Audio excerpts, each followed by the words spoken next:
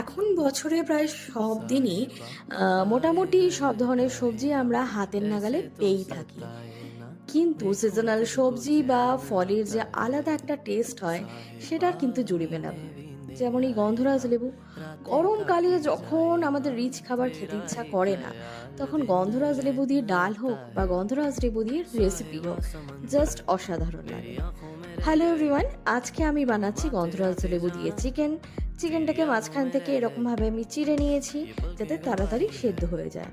আর গন্ধরাজ লেবুর জেসটা অবশ্যই দরকার, কিন্তু জেসটা ছোলার সময় মাথায় রাখতে হবে যেন সাদা অংশটা বেরিয়ে না আসে, তাতে কিন্তু তেতো হওয়ার চান্স অনেকটা বেশি। আর পেঁয়াজটাকে বেরেস্তা বানিয়েও রান্নায় দেওয়া যেতে পারে, কিন্তু আমি মাখানি স্টাইলে করছি। অ্যাকচুয়ালি আমি তেল ব্যবহার করছি না। সো পেঁয়াজটাকে আমি, পেঁয়াজ রসুন সবটাই আমি সেদ্ধ করে নিয়েছি। তো পেঁয়াজটা সেদ্ধ হয়ে গেছে বোঝার লক্ষণ হলো যে সেটার রংটা ফ্যাকাশে হয়ে যাবে। তারপরে পেস্ট বানিয়েছি সেটারই, তার মধ্যে দেখলেন গ্রিক ইয়োগার্ট দিলাম আর ধনেপাতা দিয়েছি হালকা স্মেল আর রঙের জন্য। আর মশলা হিসাবে বেসিক কিছু স্পাইসেস ব্যবহার করেছি, কিন্তু আমি জিরে ধনে আলাদা করে ব্যবহার করিনি।